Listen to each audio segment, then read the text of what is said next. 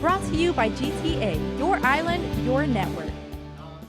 His death is ruled a homicide. Chief Medical Examiner Dr. Aurelio Espinola, standing by his autopsy, performed on Officer Bert Piolo in July 2015. You made the determination of manner of death to be homicide. That's right. And that means he was killed under Guam law in a criminal manner.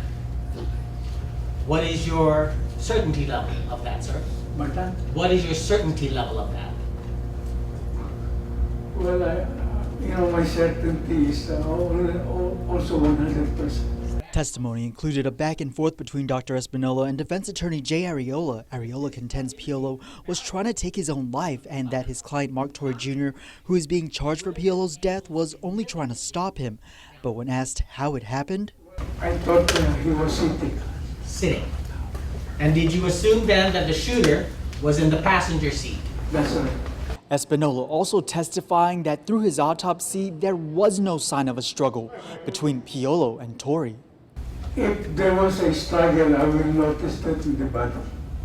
And indeed, there were no defensive wounds on the body, correct? That's right. Your testimony is that if he were to commit suicide, he would have just shot himself in the head or in the chest, right? That's right. Because that's the way most people shoot themselves when they commit suicide with a firearm. That's right. Right?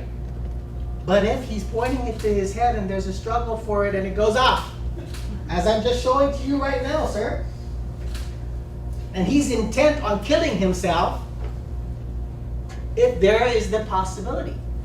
Well, there is always a possibility. Thank you. But, Thank you. But Thank you, it's sir. not probable. So your answer is yes, there is always a possibility.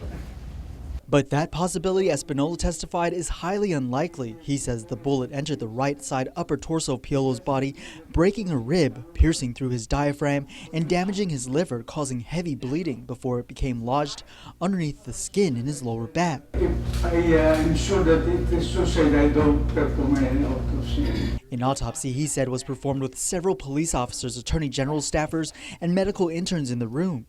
Areola continued pressing Espinola on his argument that Piolo's deadly injury was self-inflicted. Would it be important to know, before making an opinion about the cause of death, the state of mind of the victim?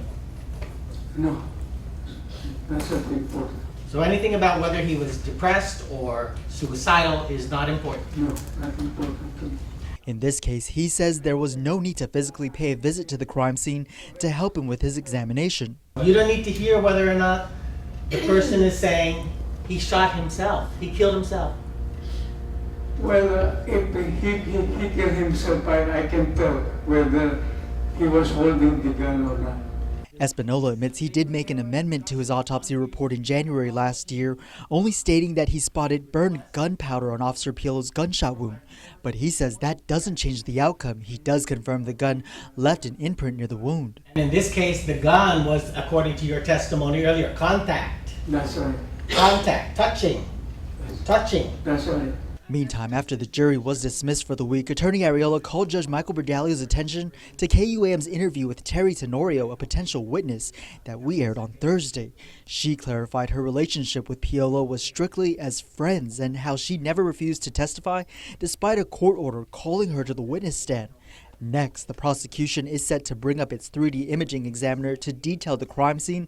Then, the 911 call Piolo made after being shot will be played in the courtroom.